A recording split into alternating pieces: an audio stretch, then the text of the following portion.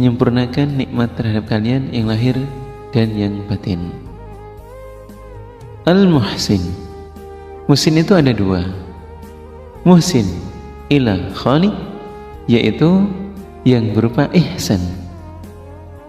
Kemudian apa terjemah dari ihsan kepada Allah? Ialah mal ihsan qala an ta'budallaha ka'annaka tarahu fa in lam takun tarahu fa innahu yaraka. Rawahu Bukhari. Disebutkan apakah terjemah dari ibadah yang bersifat ihsan. Kemudian Nabi menyatakan, Nabi bersabda, ialah bahwa dirimu ibadah kepada Allah seakan-akan langsung melihat kepada Allah. Dan jika dirimu tidak melihat kepada Allah secara langsung, dirimu kemudian di dalam ibadah tidak bisa seolah-olah melihat terhadap Allah, maka ketahuilah bahwa Allah mengawasi dan melihat terhadap ibadah yang dirimu lakukan. Rawahu Bukhari. Kemudian yang kedua, bahwa muhsin ilal makhluk, ialah Allah perintah agar berbuat baik pada segala sesuatu terhadap makhluk-makhluknya Allah. Ke-80, Allah Zat yang Maha menerima taubat. At-Tawwab. Dalam Rawi Muslim disebutkan, an Abi Hurairah qala Rasulullah sallallahu alaihi wasallam, "Lallahu asyaddu farhan bi taubati ahadikum min ahadikum bi ghallatihi idza wajadaha." Artinya bahwa Rasulullah sallallahu alaihi wasallam bersabda, demi Allah, bahwa niscaya Allah itu lebih senang dan lebih bahagia menerima taubatnya seorang di antara kalian yang banyak bertobat kepada Allah dibandingkan seseorang yang kemudian dia kehilangan sebuah kendaraan, lantas setelah berjam-jam dia mencari tidak ketemu, bahkan sampai di sore harinya dia masih kehilangan, namun kemudian di malam hari dia menemukannya kembali.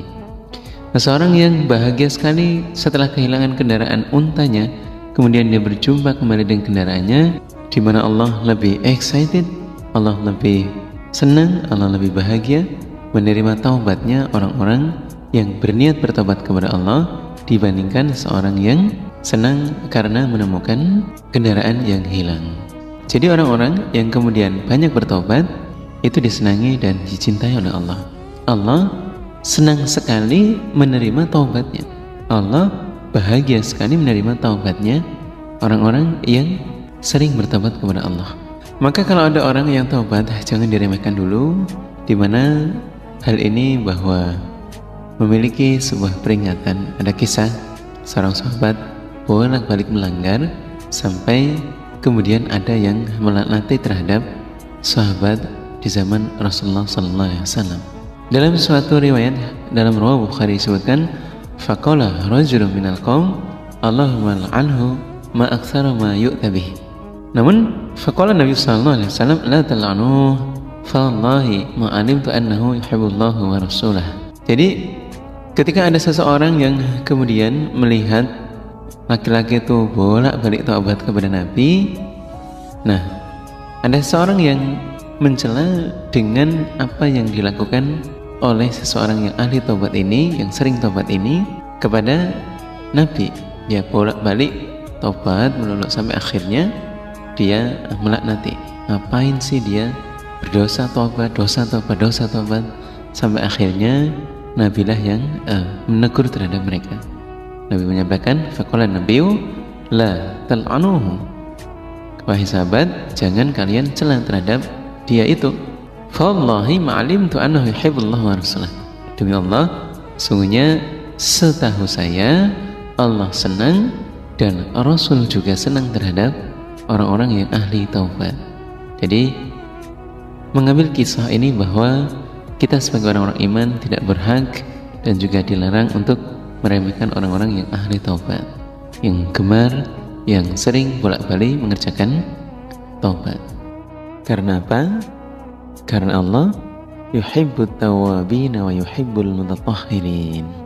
Allah cinta terhadap orang-orang yang ahli bertaubat, dan Allah cinta terhadap orang-orang yang ahli dalam bersesuci.